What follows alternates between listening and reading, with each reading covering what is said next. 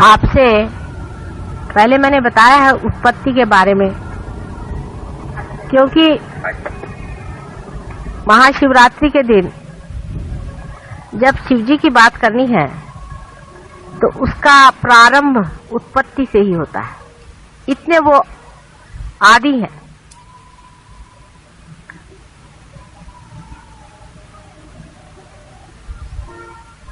यानी परमेश्वर का जब पहला स्वरूप प्रकटित होता है यानी मैनिफेस्ट होता है,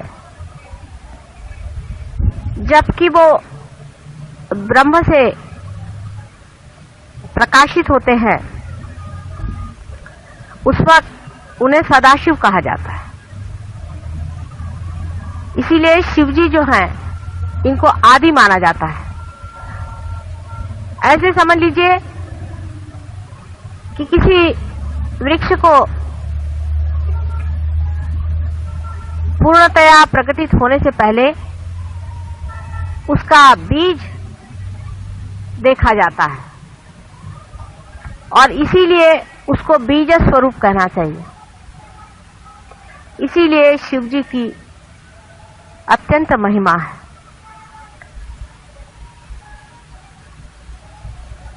उसके बाद उनके प्रकटीकरण के बाद उन्हीं के अंदर से ही शक्ति अपना स्वरूप धारण करके आदि शक्ति के नाम से जानी जाती। वही आदि शक्ति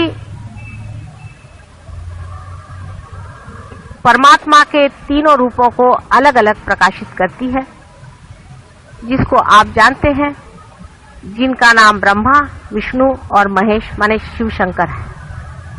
यानी एक ही हीरे के तीन पहलू आदि शक्ति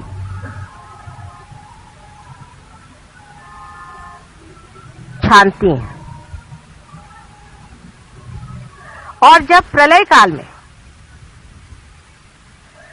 सारी सृजन की हुई सृष्टि, सारा मैनिफेस्टेड संसार विसर्जित होता है, उसी ब्रह्म में अवतरित होता है, तब भी सदाशिव बने ही रहते हैं और उनका संबंध परमात्मा के उस अंग से हमेशा ही बना रहता है जो कभी भी प्रकटीकरण नहीं होता है, जो कि एक नॉन बीइंग है। परमात्मा की जो शक्तियां प्रकट होती हैं वो बीइंग से होती हैं और जो नहीं होती है वो नॉन बीइंग की हमेशा बनी ही रहती है। उसमें सदाशिव का स्थान वैसा ही है जैसे एक हीरा टूट जाए, बिखर जाए, कितना भी मिट जाए, उसके कण कण भी हो जाए तो भी वो चमकता ही रहता है, कभी नष्ट नहीं होती उसकी चमक। उसी प्रकार सदाशिव का स्थान है। सदाशिव से स्थिति बनती है और संसार के सृजन में जब तक स्थिति नहीं बनेगी तब तक कोई भी सृजन नहीं हो सकता। पहले स्थिति बनाई जाती है, एग्जिस्टेंस, अस्तित्व लाना पड़ता है किसी भी चीज का। अस्तित्व सदाशिव के ही शक्ति से होता है। इस कारण सृजन में उनका वही हाथ होता है जैसे किसी बड़ी भारी हवेली में या भवन में उसके नींव का होता है, उसके फाउंडेशन का होता है। वो दिखाई नहीं देती, जो नींव होती है वो दिखाई नहीं देती है, लेकिन उसके बगैर कोई भी बिल्डिंग खड़ी नहीं रह सकती। उसी तरह सदाशिव हमारे अंदर भी हृदय में निवास करते हुए आत्मा स्वरूप होते हैं। जब तक वे अपने हृदय में आत्मा स्वरूप स्थित होते हैं तभी तक हमारा इस संसार में जीवन चलता है। जिस दिन वो अपनी आंखें मूंद लेते हैं उसी दिन हम लोग खत्म हो जाते हैं, इस दुनिया से हम निकल जाते हैं और हमारी स्थिति परलोक में हो जाती है। शिव जी, आप जानते हैं कि हमारे सूर्य नाड़ी पर वास करते हैं, चंद्र नाड़ी पर वास करते हैं, और चंद्र नाड़ी पर बैठे हुए वे स्थिति का सारा कार्य अपने अंदर करते ही हैं, लेकिन हमारा जो प्राण है उसकी भी स्थिति वो बनाए रखते हैं। शिव जी के बगैर हमारे प्राण नहीं चल सकते। अब एक काफी लंबी चौड़ी बातें हैं, वो मेरी किताब में मैंने काफी खोल करके कही हुई है। शिव जी का स्वरूप, वे एक परम सन्यासी, जैसे कि परमात्मा का एक स्वरूप है कि वो अंदर से संन्यास्त है। वो किसी वजह से ये रचना नहीं करते, उनको कोई कारण नहीं है, वे अपने करते हैं, उनकी विम है, उनका मजा है। वो अगर चाहे तो रचना करते हैं, नहीं तो उसे तोड़ देते हैं। एक संन्यास्त आदमी संसार में जो बहुत से विराजते हैं, वे उनके प्रतीक हैं। मेरे संन्यास से अर्थ जो दुनिया में माना जाता उससे नहीं, आप सब जानते हैं। संन्यास उसे कहना चाहिए जो आदमी सेल्फ रियलाइज होकर के उस दशा में पहुंच गया है जहां वो साक्षी है। अंदर से वो संन्यास्त होता है, बाहर से सारे संसार में रहते हुए भी वो महान सन्यासी होता है। उसमें कुछ किसी से बताना नहीं पड़ता कि मैं सन्यासी हूं, मैंने सन्यास ले लिया है। लेकिन जो अंदर से मन हमारे अंदर सन्यास ले लेता है, जो अंदर से संन्यास्त हो जाता है, वो स्वरूप श्री शिव का है। और जो संसार में हम विराजते हैं और संसार के जो कार्य करते हैं और संसार में जितने भी हम भोगते हैं, वो भोक्ता स्वरूप परमात्मा का जो है वो उनका श्री विष्णु का स्वरूप है। इसलिए विष्णु के स्वरूप में वो भोक्ता है, शिव जी के स्वरूप में वो संन्यास, और ब्रह्मा के स्वरूप में वो सृजन करने वाले, सृजन कार्य करने वाले करता है।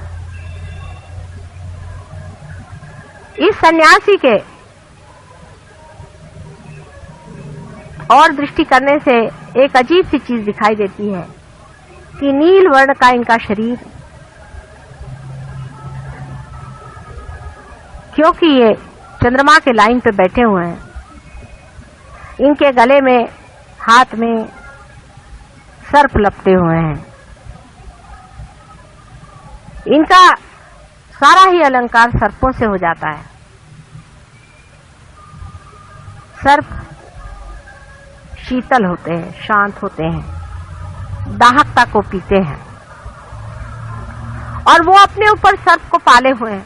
माने संसार का जितना भी दुष्ट, जितना भी विपरीत, जितना भी डंक, जितनी भी जबरदस्त चीजें संसार को नष्ट करने वाली हैं, सबको अपने शरीर में समाये हैं। दुनिया भर का गरल वो पिए हुए अपने, आप जानते ही हैं कि उन्होंने गरल को शुरू में ही सारा पी लिया, और जो कुछ भी गरल संसार का होता है वो अपने अंदर पीकर संसार को ठंडा रखते, संसार को सुख देते। जो कुछ भी मर जाती है चीज, खत्म हो जाती है, वो सारी ही उनके राज्य में जाकर बसती है। और जो बेकार के लोग होते हैं, जो महादुष्ट होते हैं, उनके कारागार भी उन्हीं के चरण धूलि से बंद हो जाते। वे लोग बंदिश होते हैं शिव जी की कृपा से। उनके सर पे चंद्रमा का राज्य है। चंद्रमा स्वतः लक्ष्मी के भाई है, और इसीलिए कहा जाता है कि अपने साले को उन्होंने अपने सर पे रख लिया है। बहुत ही उनका अजीब सा वर्णन कवियों ने किया हुआ है और बहुत सुंदर उनके सर पे गंगा का बोझा उन्होंने उठाया हुआ है।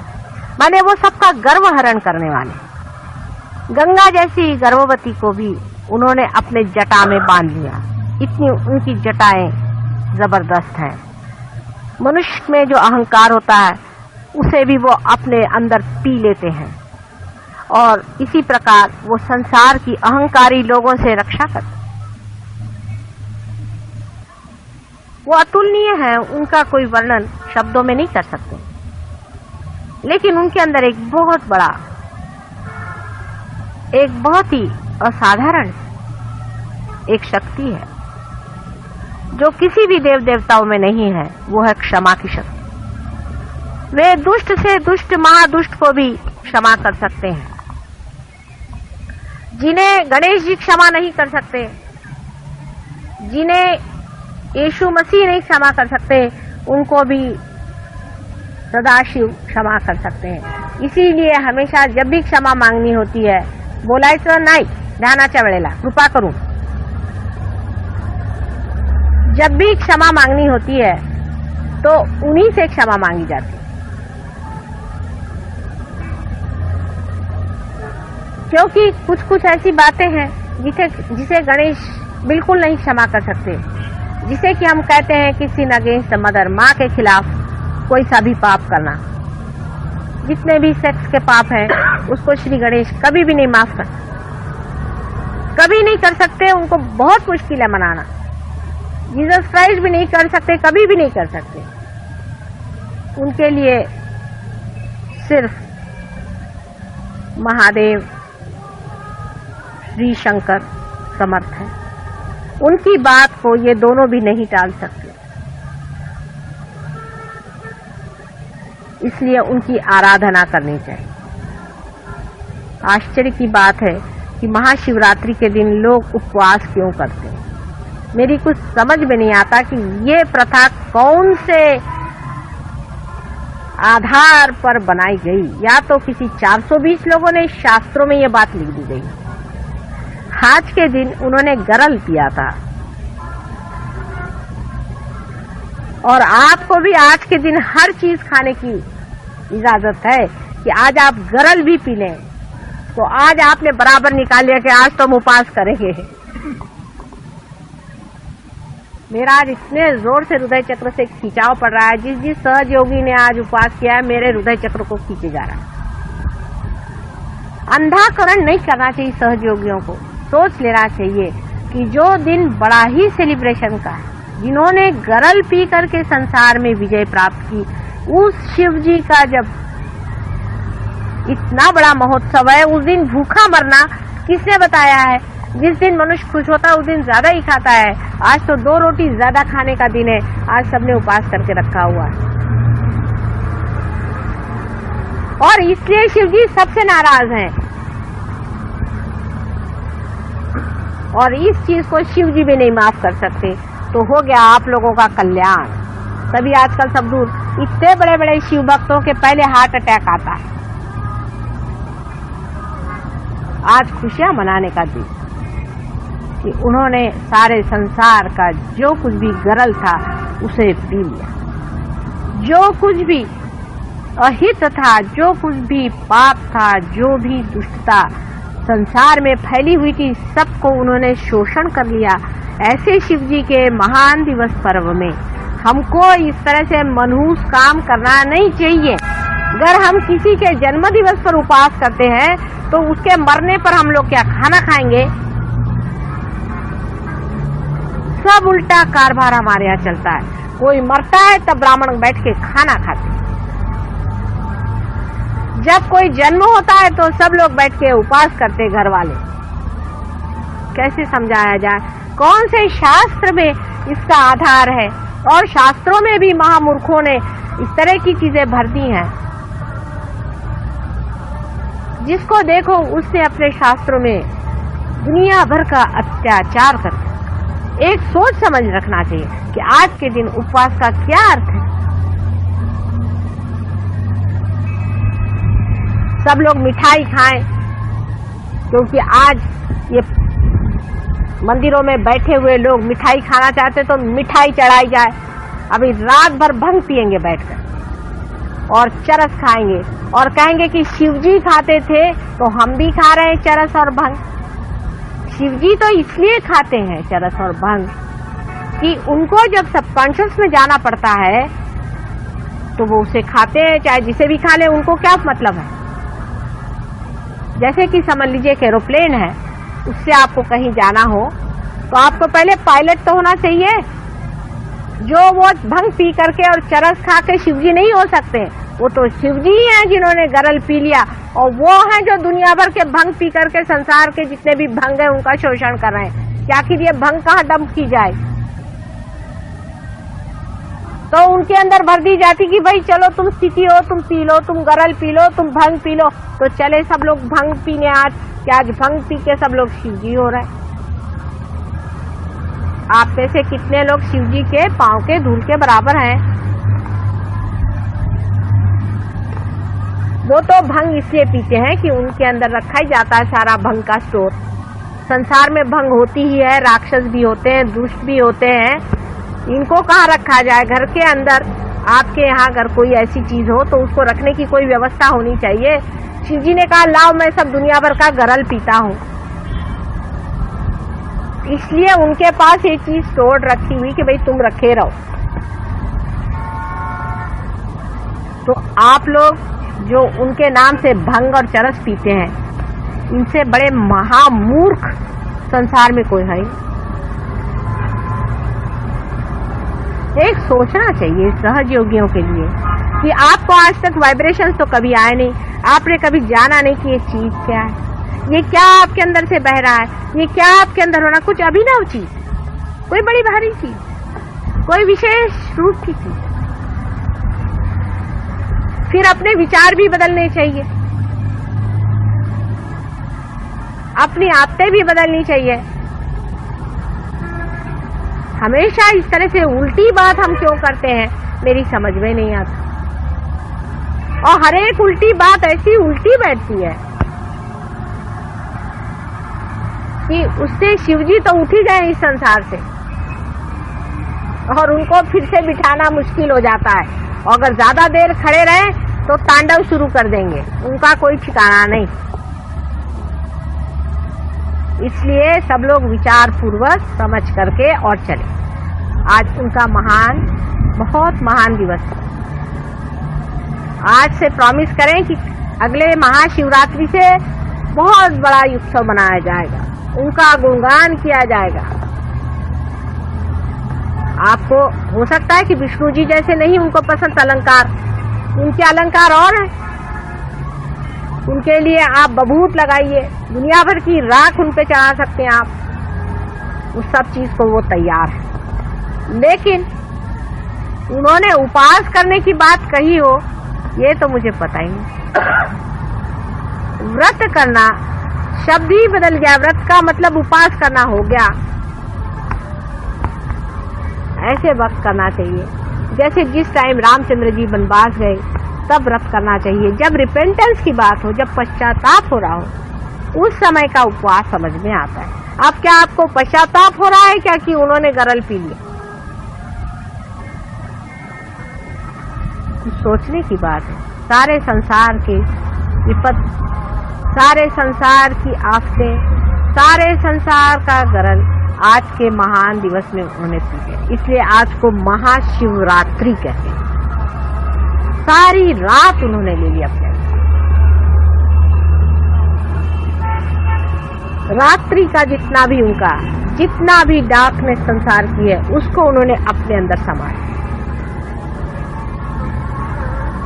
अब मैं आपके लिए कोई फोर्स तो करती नहीं हूँ, लेकिन आप करके देखिए। अभी आप निश्चय करें इसी वक्त कि अगले महाशिवरात्रि से हम उपवास बिल्कुल नहीं करेंगे, और वाइब्रेशन देखिए कितने जोर से आते हैं।